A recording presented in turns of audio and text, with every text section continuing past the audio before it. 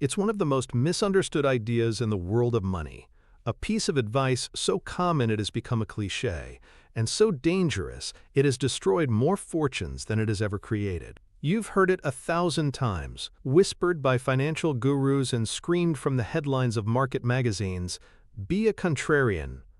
It's the romantic ideal of the lone wolf investor, the genius who sees what the foolish herd cannot, the person who zigs when everyone else zags, who buys when there is blood in the streets, who stands alone against the howling gales of market panic and emerges on the other side, victorious and wealthy.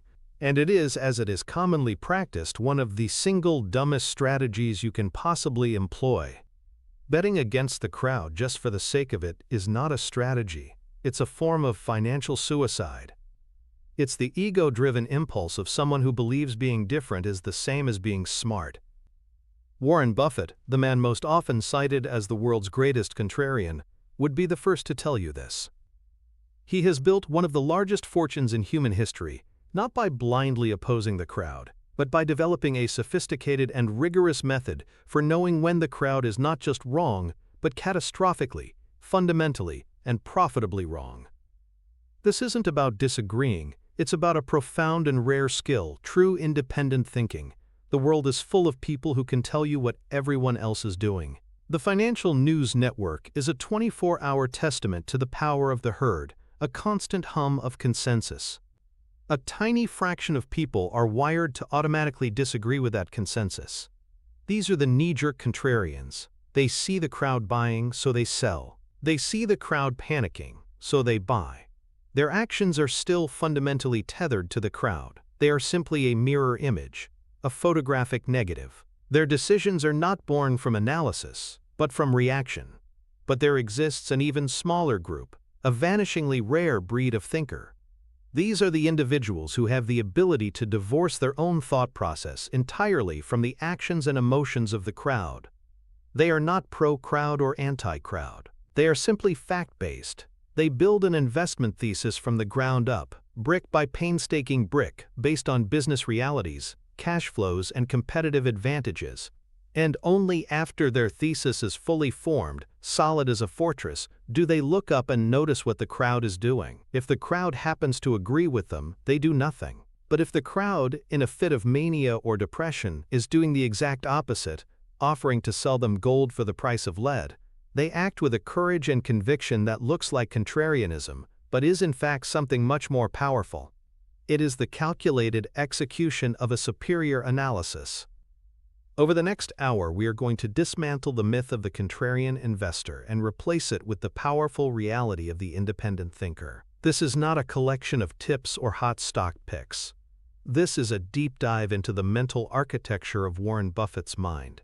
We will deconstruct his methodology into 5 foundational pillars, 5 interconnected principles that, when combined, create a complete system for identifying moments of supreme market irrationality. You will learn the difference between the high-risk gamble of betting against the crowd and the high-probability strategy of betting on your own rigorous fact-based work. This is the intellectual toolkit that prevents the most costly mistake in all of finance: confusing rebellion with intelligence.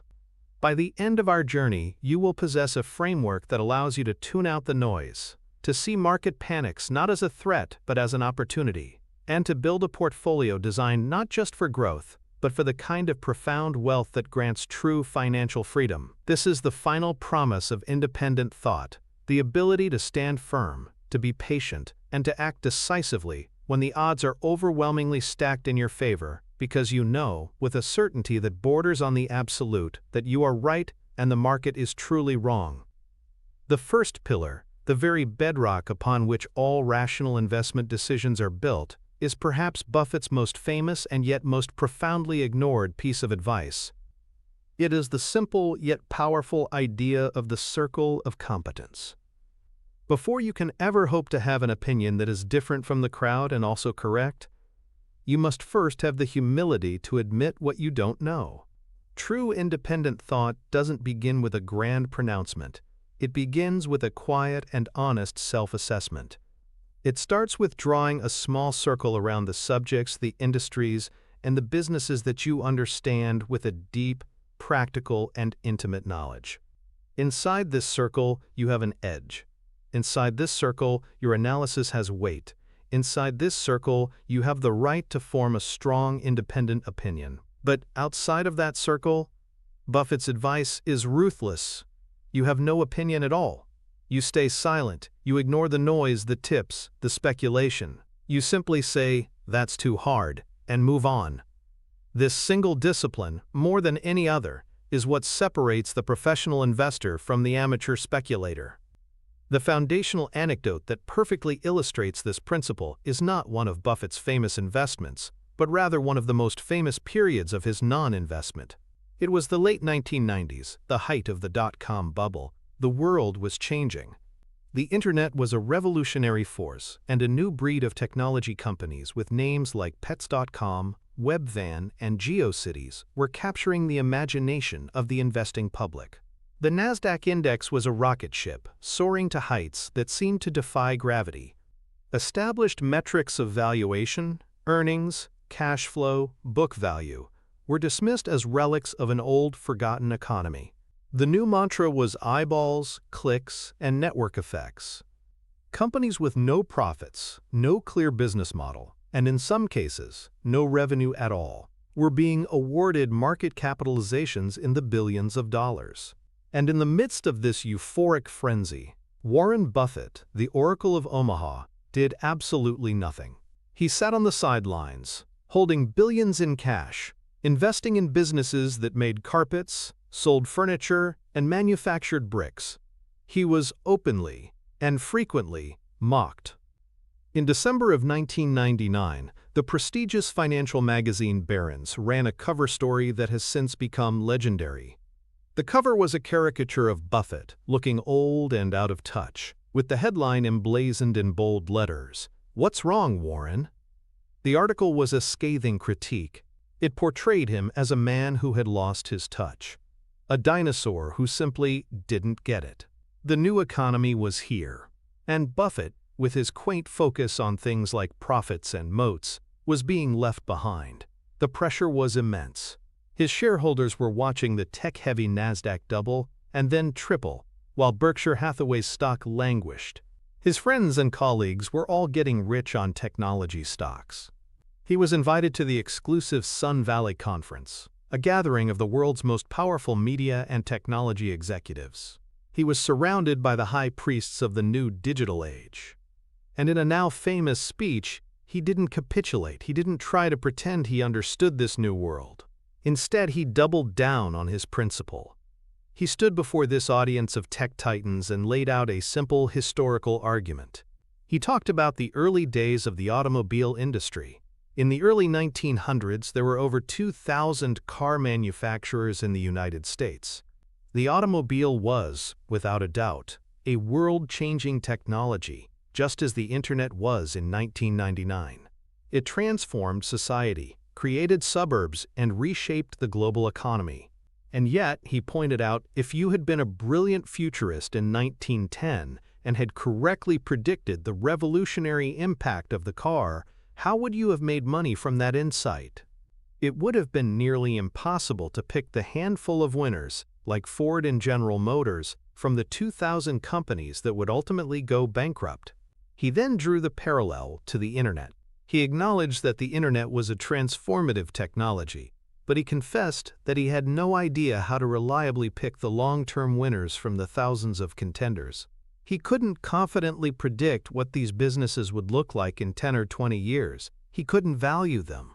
And because he couldn't value them, they were firmly outside his circle of competence. So he would not invest. He was willing to look foolish. He was willing to underperform. He was willing to be called a dinosaur. He would not sacrifice the core principle of intellectual honesty just to participate in the party.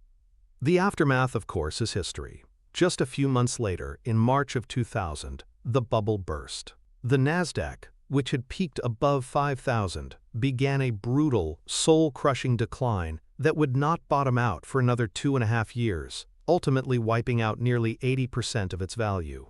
Trillions of dollars in paper wealth vanished.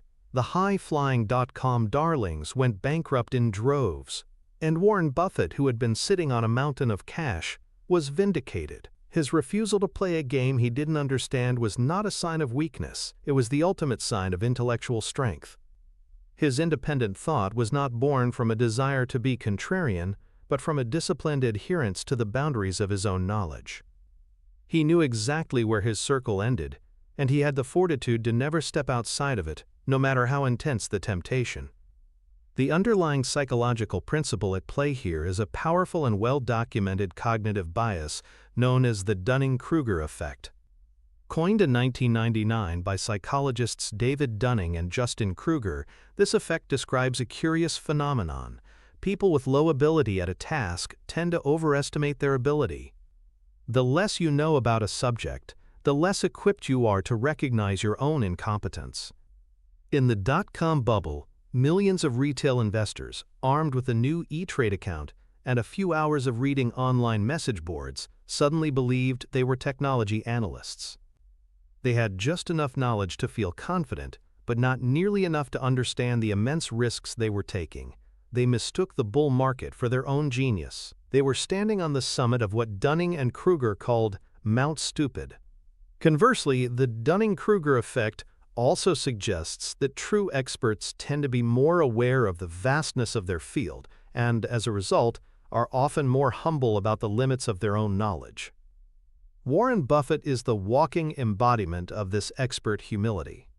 His famous too-hard pile is not just a sorting mechanism. It's a psychological defense system against the Dunning-Kruger effect. When he looks at a biotech company trying to cure a complex disease, or a semiconductor firm at the cutting edge of chip design, he doesn't feel a foolish pride that he should be able to understand it. He feels an immediate and honest recognition of his own limitations. He knows that in those fields, he is the novice. He is the one who would be susceptible to overconfidence. By strictly defining his circle of competence, insurance, consumer goods, banking, businesses with simple, durable economic models, he ensures that he is always playing in a domain where his expertise is genuine and his self-assessment is accurate. This is the cerebral reason why the circle of competence works. It is a filter that systematically removes the decisions where you are most likely to be unknowingly incompetent. It forces you to operate only in areas where your independent thought has a chance of being superior, because it is based on a genuine informational or analytical advantage. So how can you as an investor or entrepreneur apply this powerful mental model? How do you create your own blueprint for independent thought? The process is a practical exercise in self-awareness. First, take out a piece of paper and divide it into 3 columns. In the first column, list your professional expertise. What do you do for a living? What industry are you in? Write down everything you know deeply because you live and breathe it every day for 40 hours a week. If you are a software engineer, you likely have a deep understanding of software development cycles, cloud computing costs, and the competitive landscape for enterprise software. If you're a doctor, you understand healthcare regulations, medical device companies, and pharmaceutical pipelines. This is your most fertile ground for finding an edge. In the second column, list your personal passions and serious hobbies. Are you a lifelong video gamer who understands the economics of game studios and microtransactions? Are you a car enthusiast who can speak fluently about supply chains and brand loyalty for different automakers? Are you a home cook who has an intimate knowledge of consumer packaged goods brands and the grocery business? These areas, where you have spent thousands of hours of your own time learning for sheer pleasure, are also potential parts of your circle. In the third column, list the businesses you interact with daily and whose models you find simple and understandable. Your bank, the insurance company for your car, the railroad that carries the goods you buy, the utility that provides your electricity. These are businesses that often have straightforward economics that can be understood with diligent study of their annual reports. Once you have these 3 lists, this is your potential circle of competence. The next step is to test its boundaries. For any company or industry on your list, ask yourself a simple question. Could I confidently explain this business, its key revenue drivers, its primary competitors, and its main long-term risks to a reasonably intelligent teenager in 10 minutes without confusing them? If the answer is no, it's not in your circle yet. The final and most important step is to create your too hard pile. Everything else, every other industry, every other company, every hot tip from your brother-in-law goes into this pile. You don't analyze it, you don't have an opinion on it, you don't waste a single minute of mental energy on it. This disciplined process transforms your approach to market analysis. You stop trying to know a little bit about everything and start focusing on knowing everything about a few things. This is the foundation of a true CEO mindset, focusing resources where they can have the greatest impact. Now let's explore the antithesis, the path of the 99% of investors who ignore this foundational principle. This is the path of the intellectual wanderer, the person whose portfolio is a chaotic collection of disconnected ideas, chasing whatever is hot at the moment. Their journey often begins with a headline. One week, they read an article about the future of cryptocurrency, so they buy some Bitcoin and a few obscure altcoins they don't understand. A month later, a biotech company announces promising results for a new drug, and they jump in, hoping to catch a rocket to the moon without any ability to read a clinical trial report. Then a meme stock starts trending on social media, and fueled by a fear of missing out, they pile in at the peak, only to be left holding the bag when the frenzy subsides. This investor's portfolio is not a reflection of a coherent investment thesis, it's a diary of recent market fads. They are constantly playing games where other people not only know the rules better but essentially own the casino. They are a tourist in a foreign land, with no map, no understanding of the local language, and a pocket full of cash, making them an easy mark for the locals. Their actions are the definition of knee-jerk contrarianism, or, more often, blind herd following. They have no anchor of deep knowledge, so they are tossed about by the waves of market sentiment. When a stock they own goes down, they have no basis for deciding whether it's a temporary problem or a permanent impairment of the business. Their only reference point is the price and the opinion of the crowd. Since they have no independent conviction, they are forced to outsource their thinking, and inevitably, they panic and sell at the worst possible time. This is the road to ruin, paved with a series of small, intellectually undisciplined decisions that compound into catastrophic losses. It is the antithesis of the focused, disciplined approach that leads to sustainable portfolio growth. The direct financial connection of adhering to the circle of competence is both profound and twofold. It dramatically reduces errors and it amplifies the impact of your correct decisions. On the defensive side, which is always Buffett's primary concern, staying within your circle is the greatest risk management tool ever devised. The biggest losses in investing don't come from small analytical errors.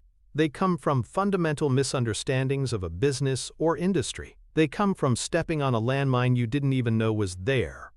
By refusing to invest in industries you don't deeply understand, you eliminate vast categories of potential disaster from your financial life. You will never be the person who loses their life savings on a fraudulent Chinese reverse merger or a biotech company whose science was faulty from the beginning, because those would have been relegated to your too hard pile immediately. This avoidance of major drawdowns is mathematically crucial for long-term wealth management. If you lose 50% of your capital, you need to gain 100% just to get back to even. Avoiding the big loss is more important than capturing the big gain. Offensively, the circle of competence allows you to swing with extraordinary force when you get a pitch in your sweet spot. Because you have focused your mental energy on a narrow set of industries, when an opportunity arises within that circle, you will recognize it faster and with greater clarity than anyone else. When the market misprices a business you know inside and out, you won't hesitate. You will have the conviction, born from true knowledge, to make a large, concentrated bet. This is how Buffett operates. He makes very few decisions, but when he does, he bets big. This combination of extreme patience and occasional, massive, decisive action is only possible for someone who has the humility to define their circle and the discipline to stay within it. It transforms investing from a gamble on 1,000 different fleeting possibilities into a calculated, professional operation focused on a few high-probability opportunities. This is the first and most critical step on the path to financial freedom. Once you have established the firm ground of your circle of competence, you need a tool to navigate the wild, emotional landscape of the market itself. You need a mental model that allows you to engage with the manic swings of public sentiment without becoming a victim of them. This brings us to the second pillar of Buffett's methodology, the allegorical figure of Mr. Market. This is not just a quaint story. It is a profound psychological framework for transforming your relationship with market volatility. It is the mechanism that allows an independent thinker to translate the irrationality of the crowd into a tangible, financial opportunity. Buffett didn't invent this concept. It came from his mentor, the father of value investing, Benjamin Graham. But Buffett has championed and personified it so effectively that it has become a cornerstone of his entire philosophy. The idea is to stop thinking of the stock market as a faceless, omniscient entity that dictates value, and to start thinking of it as a single, highly emotional business partner. Imagine you are in business with a man named Mr. Market. He is a peculiar partner. Every single day, without fail, he shows up at your office and offers to either buy your share of the business or sell you his share. The strange thing about Mr. Market is that he suffers from incurable emotional problems. Some days, he arrives in a state of wild euphoria. He sees nothing but a rosy future for your business. On these days, he will quote you a ridiculously high price for your share and offer to buy you out at a level far above what the business is actually worth. On other days, he shows up in the depths of a black depression. He is consumed by pessimism, convinced that your business and the world are headed for ruin. On these days, he will name a pitifully low price, offering to sell you his stake for a mere fraction of its true value. Mr. Market has another important characteristic. He doesn't mind being ignored. If his quote for the day is not of interest to you, he will be back tomorrow with a new one. The choice to transact is always yours. He is there to serve you, not to guide you. This simple allegory is a weapon of immense power. It fundamentally reframes the purpose of the stock market. For the 99%, the market is a source of information, a daily report card on their wisdom. A rising stock price is validation. A falling stock price is a judgment. But for the student of Mr. Market, the stock quote is not information about value.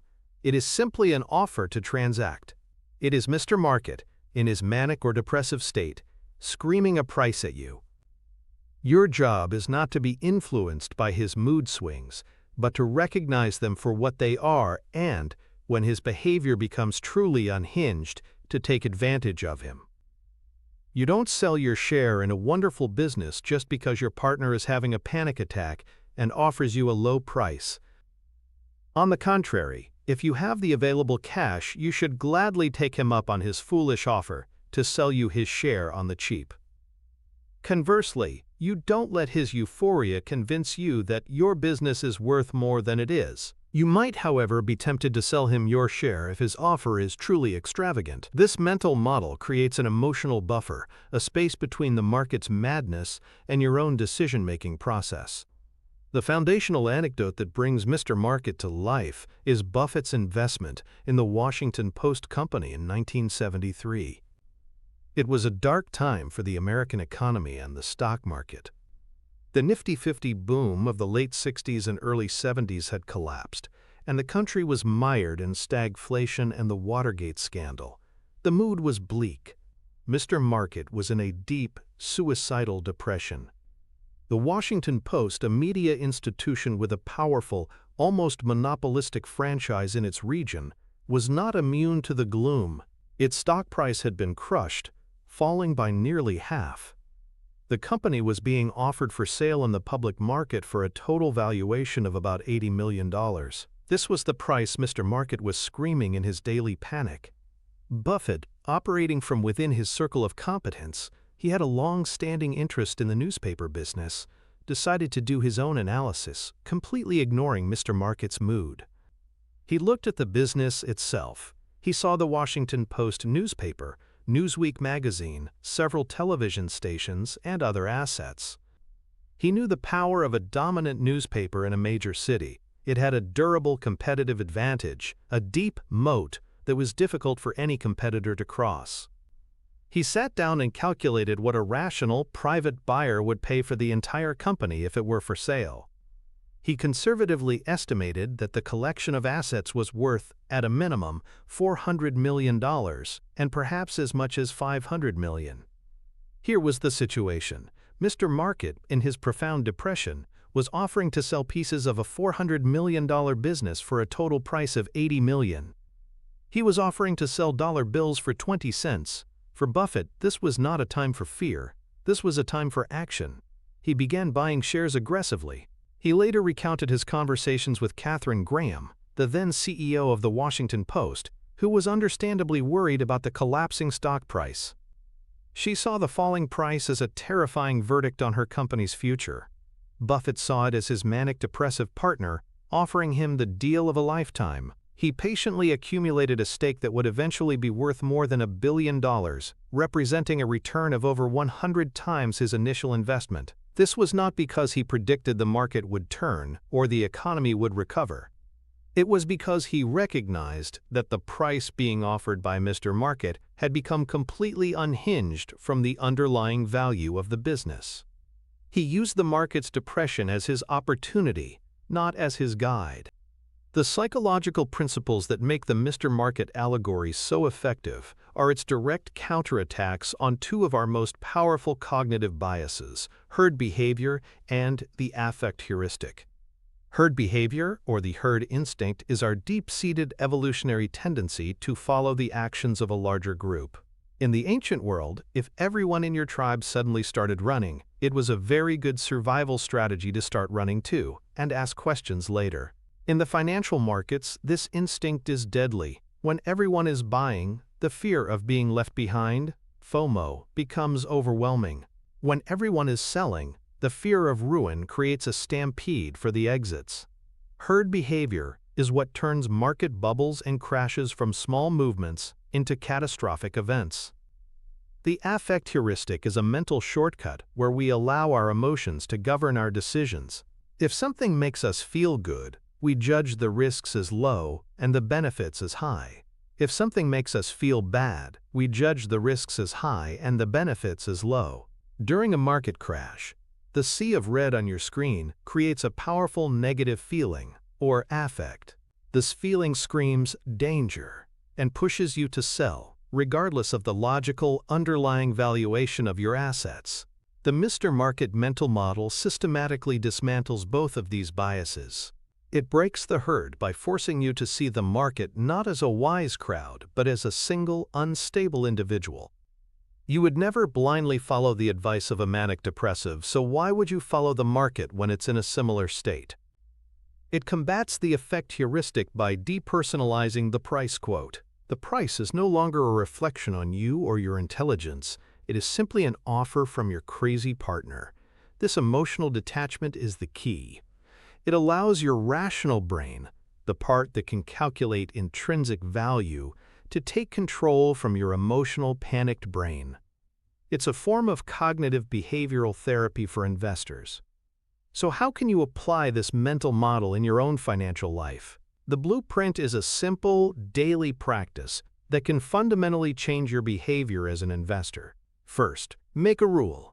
You are not allowed to check your portfolio's value without first consciously invoking the image of Mr. Market.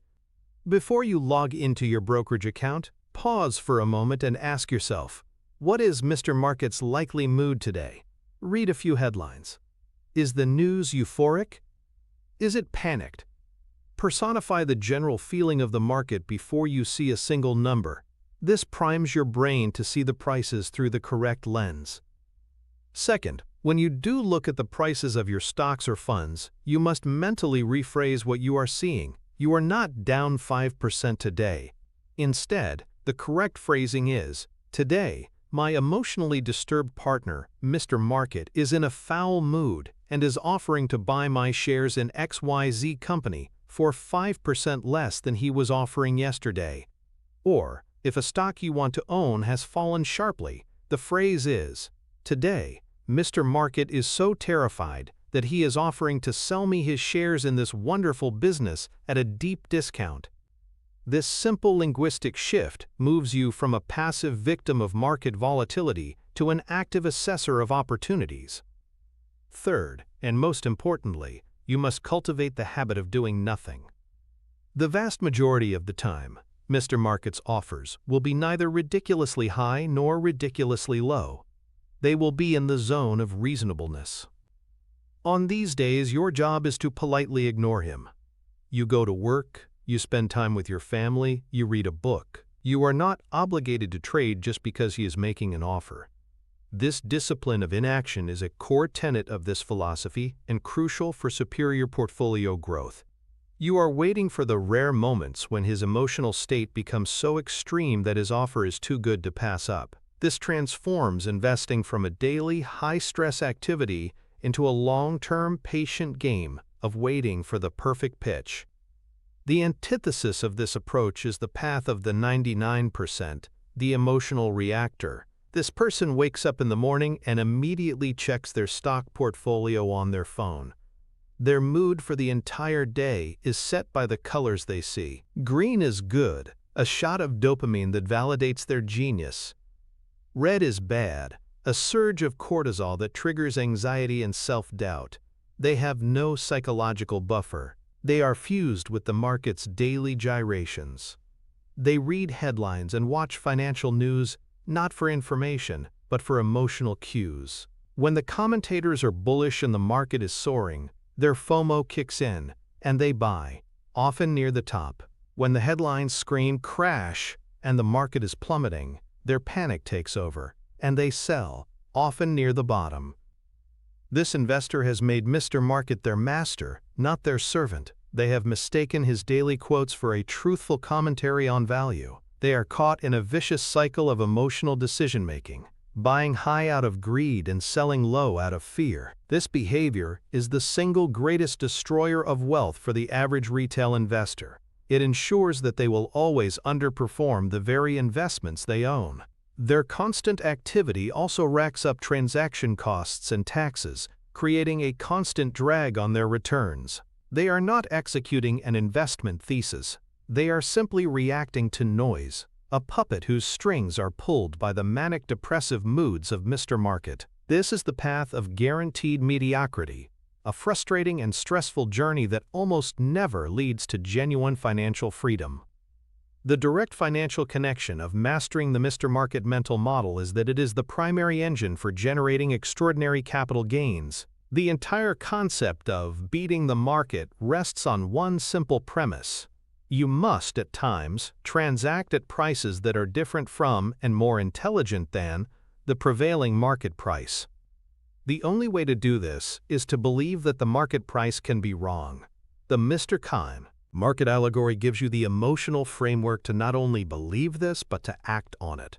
It trains you to see volatility not as risk, but as opportunity. When a bear market hits, the 99% see their net worth declining and feel the pain of loss. The master of the Mr. Market model sees their partner offering them the sale of a lifetime. This allows them to deploy capital at points of maximum pessimism, which are also the points of maximum future return. The investment in the Washington Post is a perfect example. Buying a $400 million asset for $80 million is how you generate life-changing wealth. But you can only perform that act of financial arbitrage if you have a mental framework that allows you to remain rational when everyone around you is losing their minds. On a balance sheet, this translates directly to a lower average purchase price for your assets and a much higher eventual selling price, dramatically increasing your long-term compounded annual growth rate. It is the practical application of the famous Rothschild aphorism. The time to buy is when there's blood in the streets. Mr. Market is the tool that gives you the courage to walk down that street and start shopping. Now that you have your circle of competence to define where you'll play and the Mr. Market mental model to manage your emotions, you need a quantitative tool to ground your decisions in reality. You need a bridge between your qualitative understanding of a business and the price you are willing to pay for it. This brings us to the third and perhaps most crucial pillar of Buffett's system, the indispensable margin of safety. This concept, also inherited from Benjamin Graham, is the intellectual core of value investing.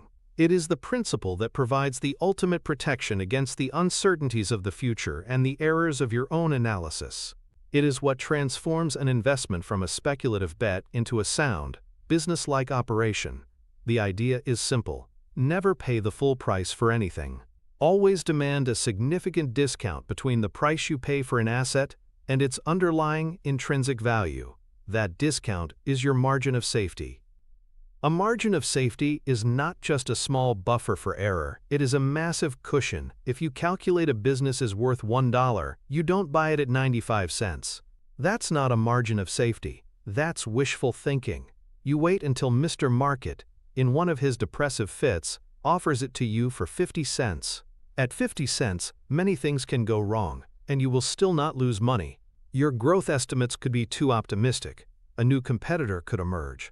The economy could enter a recession, and that 50-cent purchase price provides a buffer that absorbs the negative impact of these events. It is the engineering principle of building a bridge that can hold 10 tons of weight to drive a 5-ton truck over it. You don't do it because you expect the truck to suddenly gain weight. You do it to protect against unforeseen stresses and unknown risks. It is the ultimate expression of financial humility. It is the acknowledgement that the future is unknowable and that you, as an analyst, are fallible. The foundational anecdote for the margin of safety principle is one of the most remarkable stories of Buffett's early career, the American Express salad oil scandal of 1963. American Express at the time was a blue-chip company, seen as a pillar of financial stability.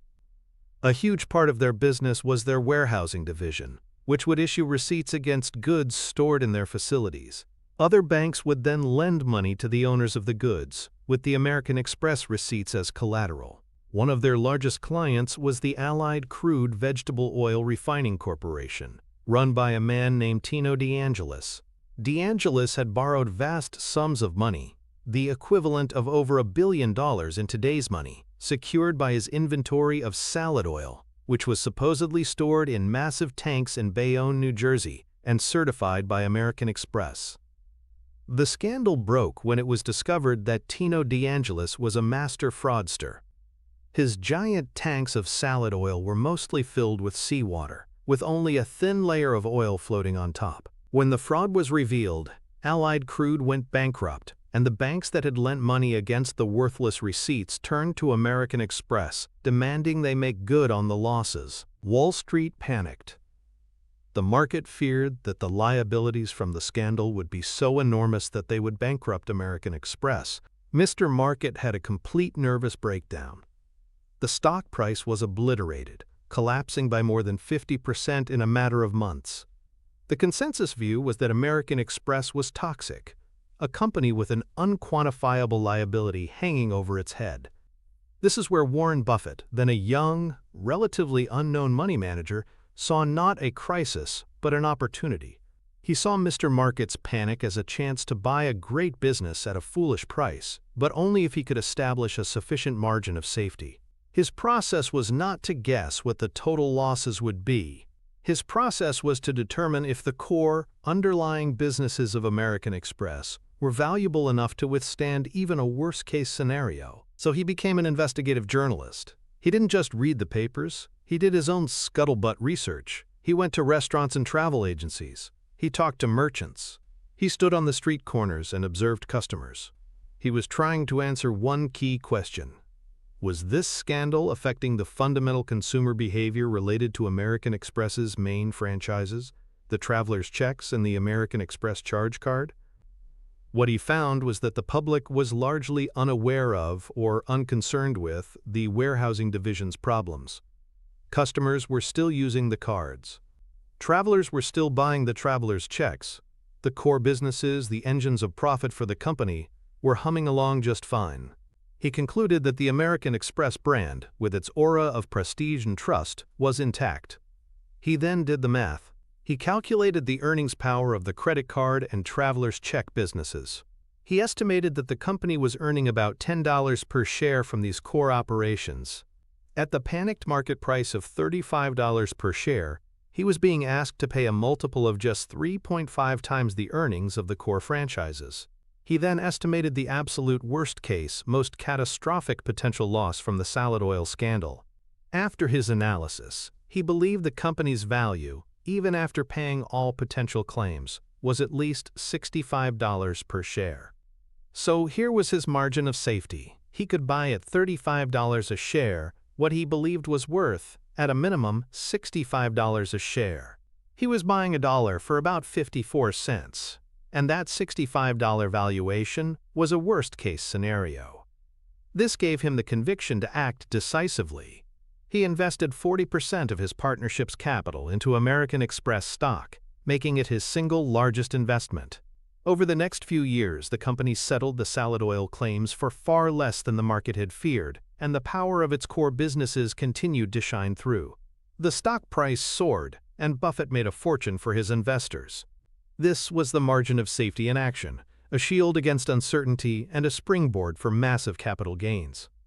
The underlying psychological principles that a margin of safety helps an investor overcome are two of the most powerful and ruinous biases in finance: loss aversion and ambiguity aversion. Loss aversion, first identified by psychologists Daniel Kahneman and Amos Tversky, is the tendency for humans to feel the pain of a loss about twice as strongly as the pleasure of an equivalent gain. Losing $100 hurts far more than finding $100 feels good. This bias makes us incredibly risk-averse, especially when faced with the prospect of a loss. In the salad oil scandal, the fear of losing everything caused investors to sell their American Express stock at any price, just to make the pain stop. Ambiguity aversion is our preference for known risks over unknown risks. We would rather take a bet with a 50% chance of success than a bet where the probability of success is unknown. The salad oil situation was the definition of ambiguity. No one knew what the final liabilities would be. This uncertainty is terrifying to the human brain. We crave certainty. The 99% of investors sold because they could not tolerate the ambiguity. A margin of safety is a direct antidote to both of these biases. It reframes the decision. With a large margin of safety, the question is no longer, could I lose money, but rather, what is the probability of a permanent loss of capital at this absurdly low price? It combats ambiguity aversion by making the precise outcome less relevant. If you buy an asset for 50 cents that you know is worth $1, you don't need to know if it will be worth $1.10 or $1.20 in the future. The initial discount provides all the protection you need. It allows you to take on uncertainty with confidence because the price you paid has already pre-discounted the worst-case scenarios. So how can you build this critical thinking tool into your own investment process? The blueprint for applying the margin of safety concept can be broken down into a three-step analytical framework. The first step is to perform a conservative calculation of a company's intrinsic value. This is the most analytical part of the process. You can use methods like a discounted cash flow (DCF) analysis, but the key is the inputs you use. Be a pessimist. Use conservative growth rates for revenue and earnings. Use a high discount rate to account for risk. As Buffett says, it's better to be vaguely right than precisely wrong. You're not trying to find a precise value down to the penny. You're trying to establish a conservative range of what the business is worth to a private owner. Think of yourself as a financial health inspector. Your job is to find what might go wrong. The second step is to establish a strict price requirement. Once you have your conservative estimate of intrinsic value, you must have the discipline to only buy when the market price is at a significant discount to that value. For classic value investors, this discount is often 50%. So if you calculate a business is worth $100 per share, you do not even consider buying it until the price drops to $50 per share or lower. This is not a negotiation. It is a hard and fast rule. This discipline prevents you from stretching your assumptions to justify buying a stock whose price is merely fair. Fair is not good enough. You need a price that is unequivocally, screamingly cheap. This rigid requirement is the essence of building a sound investment thesis. The third step is a powerful mental exercise called inversion. Instead of asking, "How much money can I make from this investment?" you invert the question and ask, "What has to go wrong for me to suffer a permanent loss of capital at this price?" This simple shift in perspective is incredibly clarifying. If you are considering buying a stock at $50 that you think is worth $100, you ask, what could happen to this business that would destroy more than 50% of its long-term value? If the answer involves a series of catastrophic, low-probability events, a total collapse of its industry, a massive technological disruption that renders it obsolete, and a hopelessly incompetent management team all at the same time, then you likely have a sufficient margin of safety. If, however, a permanent loss could occur from a simple recession or a minor misstep by management, your margin of safety is too thin. Let's contrast this rigorous approach with the antithesis, the path of the 99%. This is the path of the priced-for-perfection investor. This individual is not looking for a discount to current value. They are paying a premium for future growth. They buy exciting technology or story stocks that are trading at 50, 100, or even 200 times earnings. Their purchase price is not based on the current reality of the business, but on a beautiful and optimistic story about what the business might become 5 or 10 years from now. In this style of investing, there is no margin of safety. In fact, there is a margin of danger. The high price assumes that everything will go right. It assumes the company will hit every optimistic growth projection, that competition will not materialize, and that the economy will remain strong. The slightest deviation from this perfect script can lead to a catastrophic collapse in the stock price. A single quarter of missed earnings can cause the stock to fall 50%. A new competitor entering the market can vaporize billions in market value. This investor is not walking across a bridge built to hold 10 tons. They are walking a tightrope across a canyon with no safety net. Their potential returns might seem high, but their risk of permanent capital loss is astronomical. They are engaged in speculation, not investment. They are betting on a perfect future, while the margin of safety investor is insuring themselves against an imperfect one. This speculative mindset is a major impediment to building lasting wealth and achieving any semblance of financial literacy. The direct financial connection of the margin of safety principle is the most powerful in all of finance because it is the embodiment of Buffett's 2 famous rules of investing. Rule number 1, never lose money. And rule number 2, never forget rule number 1. On a defensive level, a margin of safety is the single best tool for preserving your capital. The mathematics of compounding are brutal to those who suffer large losses. A portfolio that goes up 20% one year and down 20% the next is not back to even. It is down 4%. Avoiding those big drawdowns is more important for your long-term wealth management than capturing every last bit of upside. The margin of safety is your primary defense against those devastating declines. On an offensive level, the margin of safety is what creates the outsized returns. When you buy $1 for 50 cents, you have 2 ways to win. First, the value of the business itself can grow over time, turning that initial $1 of value into $2 or $3. Second, the market's perception can change, and the discount can narrow. The stock price can rise from 50 cents back to $1, simply because Mr. Market sobers up from his depressive episode. This double-barreled effect, the combination of business growth and a closing valuation gap, is what leads to the 5x, 10x, and even 100x returns that build legendary fortunes. It is the ultimate strategy for maximizing capital gains while rigorously minimizing risk. It is the engine that drives true sustainable portfolio growth and is the most reliable path to financial freedom ever devised. You have defined your battleground with the circle of competence. You have learned to manage your emotions with Mr. Market. You have built your financial fortress with the margin of safety. Now you need the virtue that ties it all together, the element that is most contrary to our modern culture of hyperactivity and instant gratification. This is the fourth pillar, the power of inactivity. For Warren Buffett, great investing is not about constant action.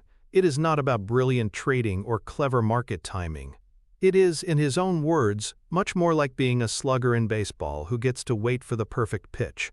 In the game of investing, you don't have to swing at every ball. There are no called strikes. You can stand at the plate all day and wait for a fat, slow, hanging curveball right in your sweet spot. And only then do you swing, and you swing with everything you've got. This discipline of extreme patience and selective, decisive action is the ultimate contrarian act in a world that worships speed and activity. Most of the financial world is designed to make you act. Your broker wants you to trade to generate commissions. The financial news networks need to fill 24 hours of airtime, so they manufacture a sense of urgency around every minor market wiggle. The talking heads are always screaming, "Buy or sell," because wait is not a compelling message. The entire ecosystem is a siren song, luring you into the rocks of overtrading and emotional decision-making. Buffett's approach is to put metaphorical wax in his ears and lash himself to the mast of his principles. He understands that true opportunity is rare. A wonderful business run by able and honest managers, available at a price that provides a massive margin of safety, is not an everyday occurrence.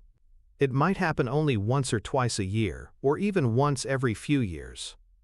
The job of the intelligent investor is not to force the issue and find mediocre ideas to stay busy.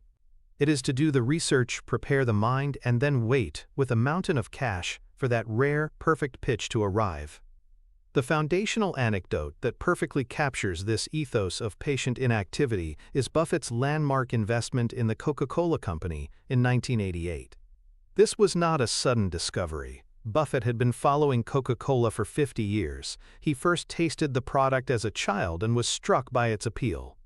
As a young man, he had observed its global dominance firsthand. He had studied its annual reports for decades. He understood its business model intimately, a simple, royalty-like system where the parent company sold a secret syrup concentrate to a global network of bottlers. It required very little capital, generated enormous amounts of cash, and was protected by the single most powerful brand in the world. He knew it was a phenomenal business. And yet, for decades, he never bought a single share. Why? Because the price was never right. For most of its history, the market recognized Coca-Cola's quality and awarded it a premium valuation. Mr. Market was consistently euphoric about Coke. There was no margin of safety. So Buffett did nothing. He watched. He waited. He even watched the company stumble through the disastrous New Coke fiasco in 1985, an event that, in hindsight, only proved the incredible power and emotional connection of the original brand. Then, on October 19, 1987, the stock market experienced quote, Black Monday, the single largest one-day percentage drop in its history. The Dow Jones Industrial Average fell over 22% in a single session. The crash was indiscriminate. It took down everything, the good businesses along with the bad. Mr. Market had a full-blown, psychotic panic attack. In the aftermath of the crash, the general sentiment was one of fear and uncertainty. But for Buffett, the crash was the sound of the dinner bell. The panic had finally served him up the pitch he had been waiting for his entire adult life. Coca-Cola's stock, along with everything else, had been hit hard. The price had finally disconnected from the reality of the business. While the market was panicking about a potential recession, people all over the world were still drinking billions of servings of Coke, just as they had the day before the crash. The underlying business was completely unaffected. Between 1988 and 1989, Buffett, through Berkshire Hathaway, invested over $1 billion to acquire a 6.3% stake in the Coca-Cola Company. It was a massive, company-defining bet. At the time, it was by far the largest single investment Berkshire had ever made. The story is not the billion-dollar investment itself. The real story is the 50 years of patient, disciplined inactivity that preceded it. It was a half-century of preparation for a moment of opportunity that lasted only a few months. That is the power of resisting the siren song of action. The underlying psychological principle at war with this patient approach is known as the action bias. This is our innate and often counterproductive tendency to favor action over inaction, even when doing nothing is the more rational course. We are hardwired to believe that doing something is always better than doing nothing. If a soccer goalie is facing a penalty kick, statistics show their best strategy is to stay in the center of the goal. But they almost always dive to the left or right, because the feeling of being caught flat-footed while the ball flies past is psychologically more painful than diving and missing. They would rather fail while trying than fail by doing nothing. In the world of finance, this action bias is relentlessly exploited. It's why investors feel the need to constantly tinker with their portfolios, to sell a stock that's gone down a little, or to buy something new just to feel like they are engaged and in control. Buffett's entire philosophy is a rebellion against the action bias. He has designed his life and his company to favor inaction. He lives in Omaha, Nebraska, far from the frenetic energy of Wall Street. He spends most of his day sitting in a chair and reading. He has no stock ticker in his office. He is creating an environment that minimizes the external pressure to act. His mental model for enforcing this discipline is another of his famous concepts, the 20-slot punch card. He asks you to imagine that when you are born, you are given a punch card with only 20 punches on it. Each time you make an investment decision in your life, you have to use one of those punches.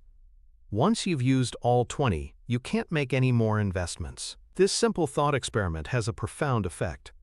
It dramatically raises the bar for what constitutes an acceptable investment. You wouldn't waste one of your precious 20 slots on a mediocre idea or a speculative hunch.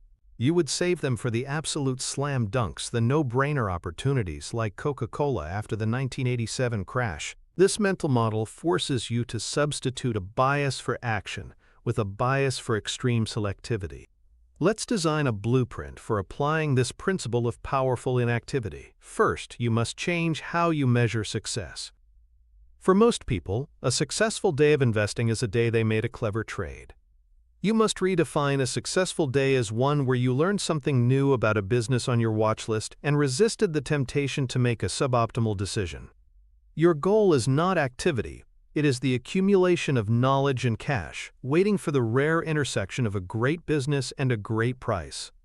Second, implement the 20-slot punch card mental model in a tangible way. Create a document or a spreadsheet, label it My 20 Punches. Every time you buy a new stock, you have to write it down, along with a detailed, one-page memo explaining exactly why this opportunity is so extraordinary that it deserves one of your lifetime slots. This process of formalizing the decision will force you to think more deeply and will prevent you from making casual, ill-considered bets.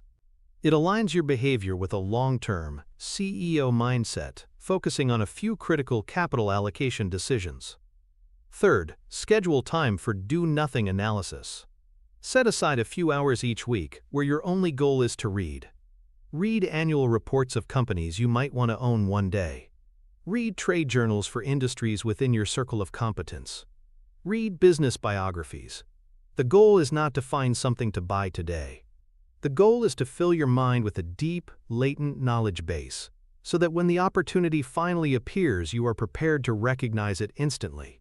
You are loading the gun, so that when the fat pitch comes, all you have to do is pull the trigger.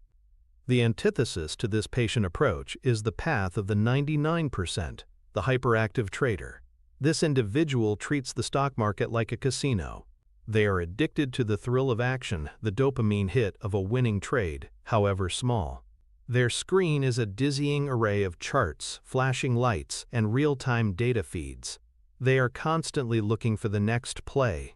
They might be a day trader, jumping in and out of stocks for pennies of profit, or simply a restless retail investor who feels they need to rebalance or optimize their portfolio every few weeks. They chase momentum stocks on the way up and panic sell them on the way down. Their portfolio has a high turnover rate, meaning they are constantly buying and selling. This constant activity is financially ruinous for two primary reasons. First, transaction costs and taxes. Every time they trade, they are likely paying a commission, and more importantly, if they are selling a winning position held for less than a year, they are paying short-term capital gains taxes, which are taxed at a much higher rate than long-term gains. This constant friction is like trying to run a race while carrying a leaky bucket of water. Even if their decisions are good, the leakage will ensure they end up with less in the end. Second, and more fundamentally, their hyperactivity guarantees they will never own a truly great business for long enough to let it work its magic. They will buy a wonderful company, watch it go up 30%, and then sell it to lock in a gain, only to watch from the sidelines as it goes on to become a 10-bagger over the next decade.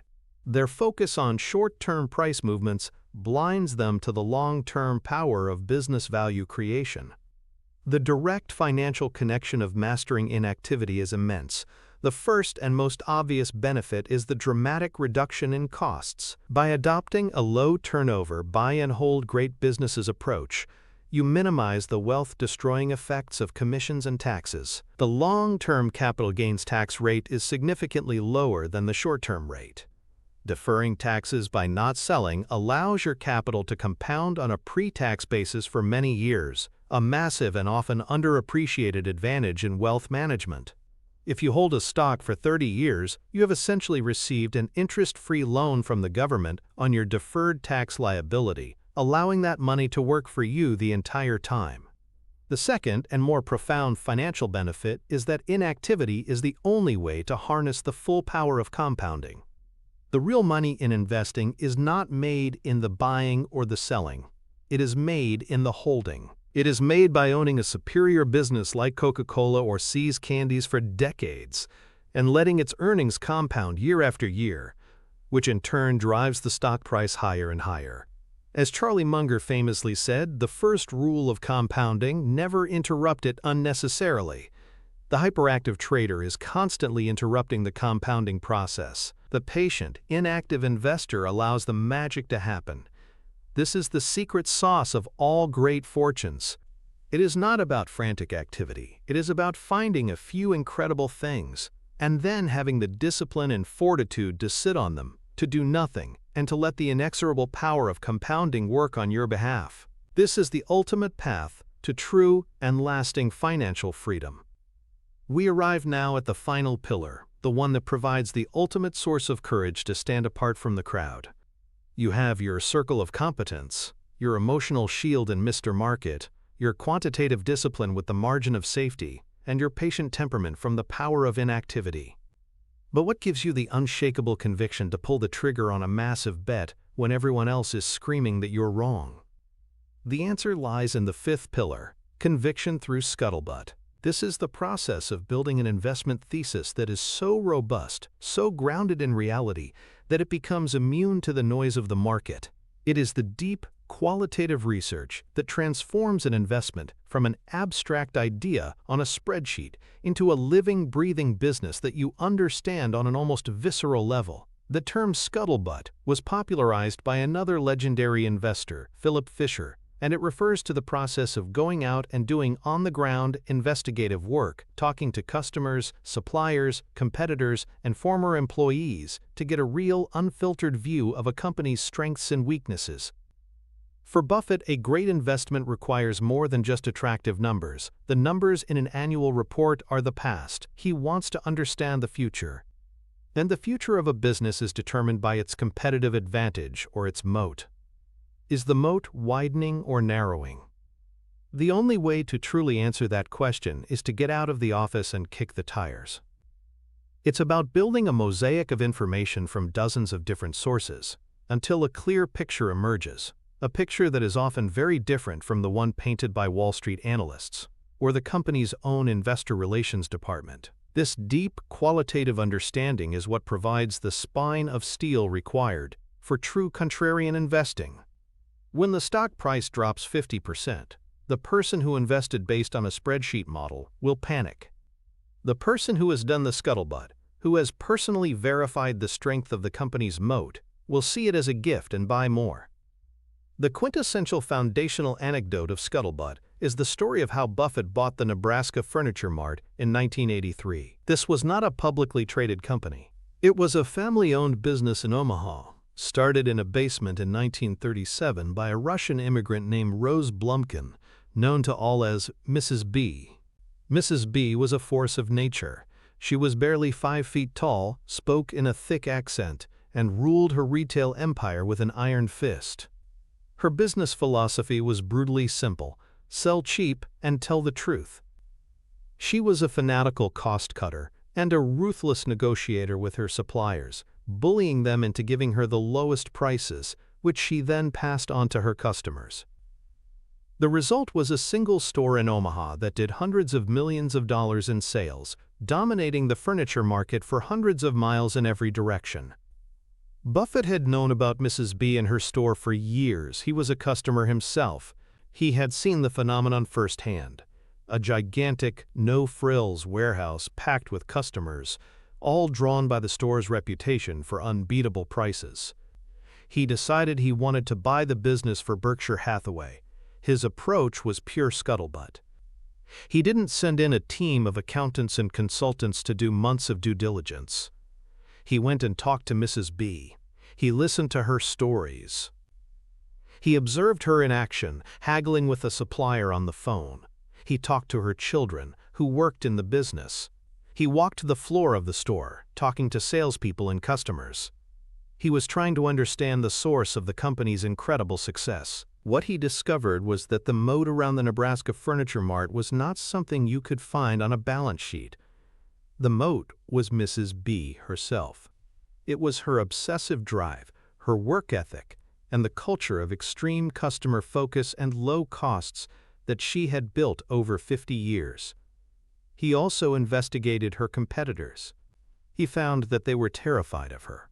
They couldn't compete on price because their cost structures were too high. They couldn't compete on selection because her scale was too massive. She had created an impregnable fortress. After spending just a few hours with her, Buffett was convinced.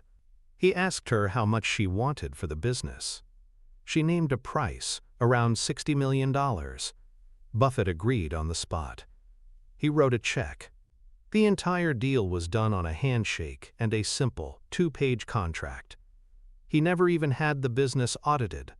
He said later, "I'd rather have a handshake with Mrs. B than a 200-page contract with a dishonest management team." His conviction didn't come from the numbers were just a reflection of the reality. His conviction came from understanding the deep, qualitative, human factors that made the business truly great. That is the power of scuttlebutt.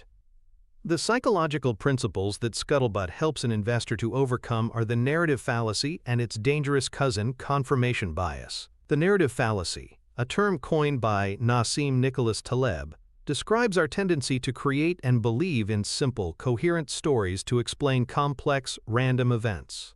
The human brain craves narrative. We want a clear story with a beginning, middle, and end. In the stock market, we are constantly bombarded with narratives. There's the disruptive innovator narrative, the turnaround story narrative, the doomed dinosaur narrative. The 99% of investors latch on to these prepackaged stories without ever questioning their accuracy. Scuttlebutt is the antidote. It's the process of deconstructing the popular narrative and building your own, more accurate story from the ground up, based on primary source evidence. Confirmation bias is our tendency to search for, interpret, and recall information in a way that confirms our pre-existing beliefs. If you believe a company is a great investment, you will unconsciously seek out news articles and opinions that support your view, while dismissing evidence to the contrary. It's a mental filter that makes us feel good about our decisions, but blinds us to reality. A proper scuttlebutt process actively fights confirmation bias. It involves intentionally seeking out dissenting opinions. It means talking to the company's harshest critics. It means asking questions like, "What is the single biggest threat to this business?" Or, "If you were to compete with this company, how would you attack them?" This process of red teaming your own investment thesis is intellectually honest and crucial for building genuine, battle-tested conviction. The blueprint for applying the scuttlebutt method, what we can call the investigative journalist framework, is a practical guide to building an unshakable thesis. Step 1 is to start with the company's public filings, the annual and quarterly reports. But you must read them not as a marketing document, but as a legal confession. Pay special attention to the footnotes and the risk factors section. This is where the company is legally obligated to tell you what could go wrong. Treat the CEO's letter to shareholders with skepticism. It is often a work of marketing spin. Step 2 is to become a customer. If it's a retail company, go to their stores. Buy their products. Use their website. If it's a software company, try to get a demo of their product. Experience the company from the outside in. Is the customer experience delightful or frustrating? Are the employees happy and motivated, or miserable and apathetic? These qualitative data points are often more revealing than a dozen earnings reports. Step 3 is to talk to people. This is the heart of scuttlebutt. Use professional networks like LinkedIn to find former employees. Ask them about the company culture. What were the real strengths and weaknesses? Why did they leave? Find industry experts and journalists who cover the company's sector. Ask them about the competitive landscape. Who is gaining market share and why? Try to talk to the company's suppliers. Are they being treated well? Are orders increasing or decreasing? Talk to the company's customers. Why did they choose this company over its rivals? What are their biggest complaints? Step 4 is to relentlessly focus on the competitive advantage, the moat. Identify what you believe the moat to be. Is it a strong brand, a network effect, low-cost production, or high switching costs? Then, your job is to play the role of a barbarian at the gate, trying to tear it down. Brainstorm all the ways a well-funded competitor could attack this moat. How durable is it really? This rigorous stress testing is what separates a real moat from a mirage. Finally, synthesize all of this information into a simple, clear investment thesis. You should be able to write it down in a single paragraph. I am investing in company X because of unshakable competitive advantage A, B, and C. The market is currently mispricing this business because of temporary problem or flawed perception D, which my research indicates is overblown. I believe the long-term value is Y, offering a significant margin of safety from the current price of Z. This written thesis becomes your anchor in the storm of market volatility. The antithesis of the scuttlebutt investor is the headline investor. This person's entire research process consists of a 15-minute scan of news articles and analyst ratings.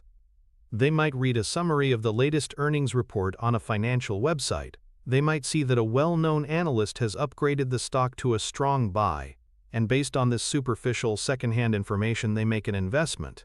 They are not investing in a business, they are investing in a stock ticker symbol, a fleeting story told to them by someone else. They have no deep personal understanding of the company's operations or competitive position. As a result, they have no real conviction.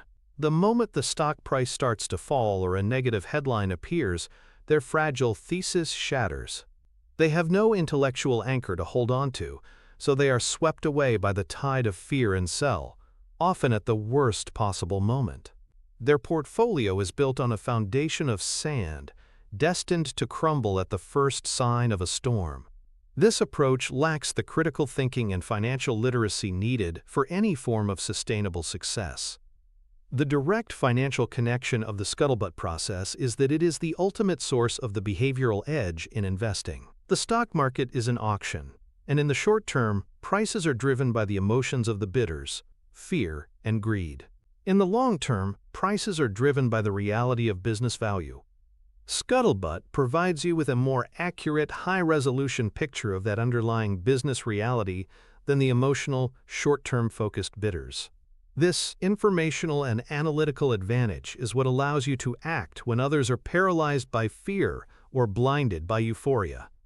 When a company you own and have researched deeply has a bad quarter and the stock drops 30%, the headline investor sees a failing company and panics. You, the scuttlebutt investor, have already talked to the company's customers and know that their loyalty is unwavering. You have talked to its suppliers and know that its cost advantage is still intact. You see the stock price drop not as a verdict, but as Mr. Market having another one of his tantrums and offering you a chance to buy more of a wonderful business at an even more attractive price. This ability to confidently hold, and even add to, your positions during periods of market stress is what separates average returns from extraordinary returns. It's how you turn volatility from a threat into your greatest ally. The profits from this approach manifest directly as massive long-term capital gains, built on a foundation of superior knowledge and the unshakable conviction that knowledge provides. It is the final essential element in the arsenal of the true independent thinker. You have made an incredible investment of your time and focus, and in doing so you have acquired a powerful, 5-part mental toolkit for true independent thought. You now possess the framework that separates Warren Buffett from the millions of investors who merely try to imitate him. We began by building the foundation, the disciplined practice of the circle of competence, ensuring you only make decisions in areas where you have a genuine edge. We then armed you with the psychological shield of Mr. Market, the allegory that allows you to treat market volatility not as a threat, but as a source of opportunity. We grounded your decisions in the rigorous, quantitative reality of the margin of safety, the ultimate protection against error and uncertainty. We instilled the crucial virtue of the power of inactivity, the patient discipline to wait for the perfect pitch instead of swinging at every mediocre one. And finally, we gave you the tool to build unshakable conviction, the deep, investigative process of scuttlebutt. Together, these 5 pillars form a complete, coherent system for identifying those rare moments when the market is not just wrong, but profoundly and profitably wrong. You now have the blueprint for thinking independently and the courage to act on that thought.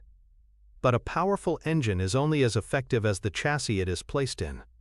This system we have just built is the engine of idea generation. It tells you pinch to Asioff to find a great investment. It is a world-class filtering mechanism for separating golden opportunities from dangerous speculations. But there is another, higher-level question that the true masters of capital allocation concern themselves with. It's the question of structure, of how to build the portfolio itself. Knowing that Coca-Cola is a great investment is one thing. Deciding to invest over $1 billion, making it the single largest holding in your portfolio, is another level of thinking entirely. That decision isn't just about the quality of the idea. It's about its relationship to every other idea, its position within the grand strategy of the entire enterprise. It's about asset allocation, position sizing, and managing the portfolio as a single, coherent entity.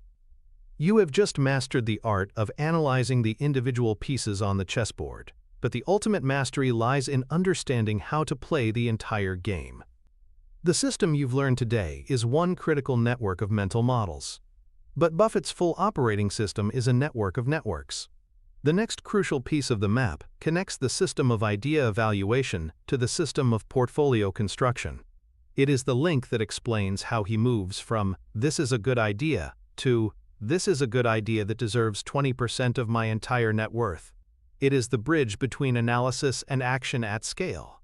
And mastering that next link is what elevates an investor from someone who can find good stocks to someone who can build a truly impregnable and compounding financial fortress.